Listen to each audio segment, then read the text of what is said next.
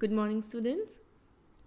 Earlier we have discussed about structure of brain as well as functions of its different parts. Now we are going to continue with our chapter. First of all, we'll discuss how are these tissues protected. That means the tissues which are present in the brain or the brain itself. So brain, which we all know is a very delicate organ. So it is protected in a bony case which is known as cranium.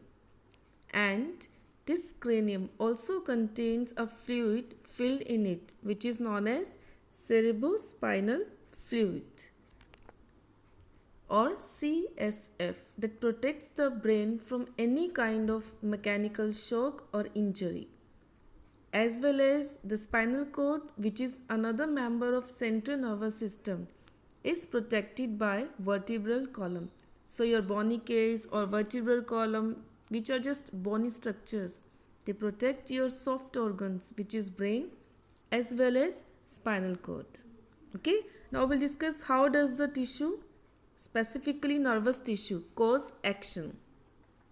As this we have already discussed that nervous tissue, which is group of neurons or group of nervous cells, they receive the information from the brain, and as well as it passes this information to the different neurons, and through these neurons this information keep on passing from one body part to another.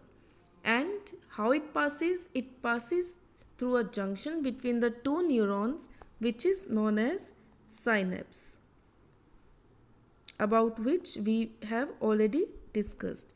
So the gap between two neurons or the junction between two neurons is known as synapse, and through this gap the information from one nerve cell passes to another in the form of a electrical or chemical transmission.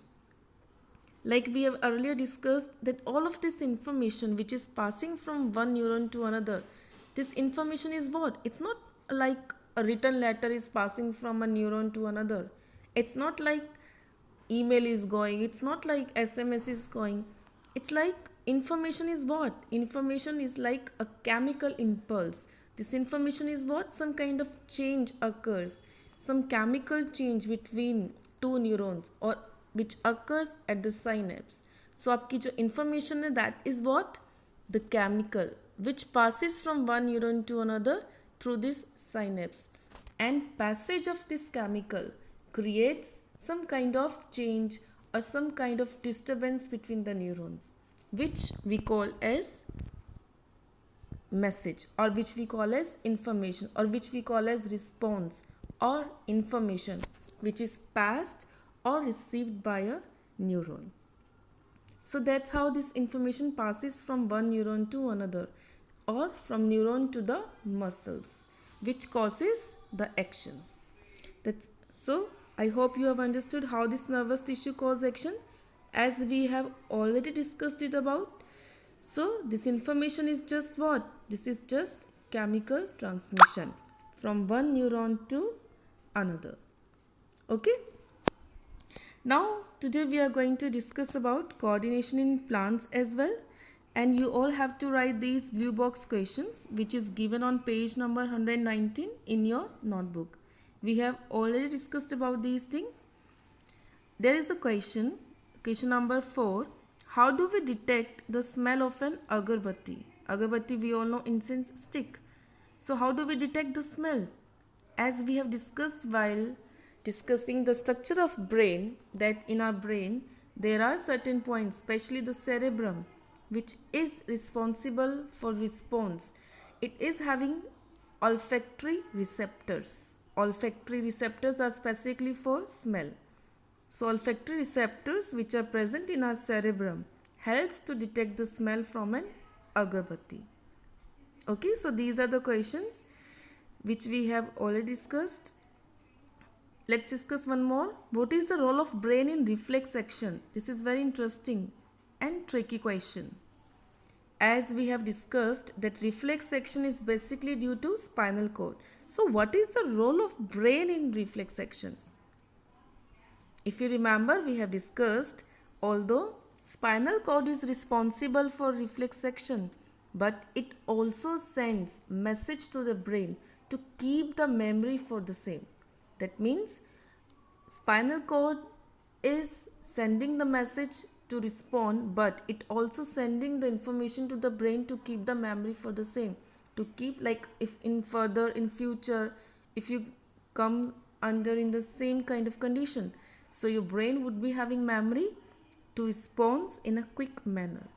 So brain is also there in reflex action. It is not responsible for sending the response, but it is responsible for keeping the memory. Okay, I hope you have understood. Now let's continue with the coordination in plants.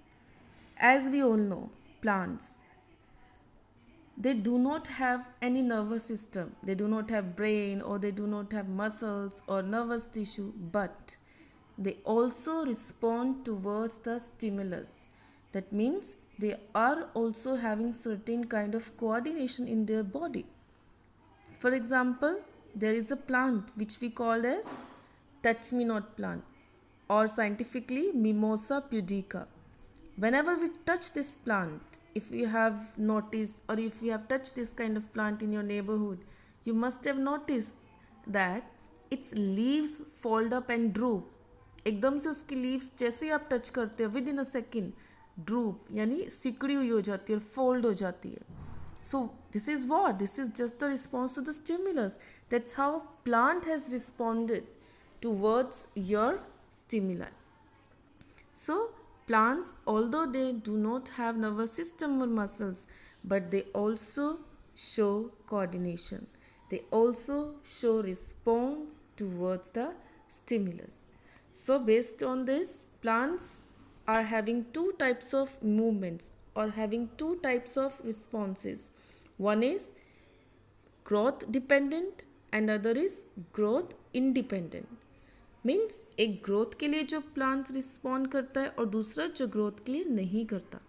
So can you tell me about the example Mimosa pudica or touch me not plant? You have touched that plant, its leaves fold up and droop. So what kind of response is that?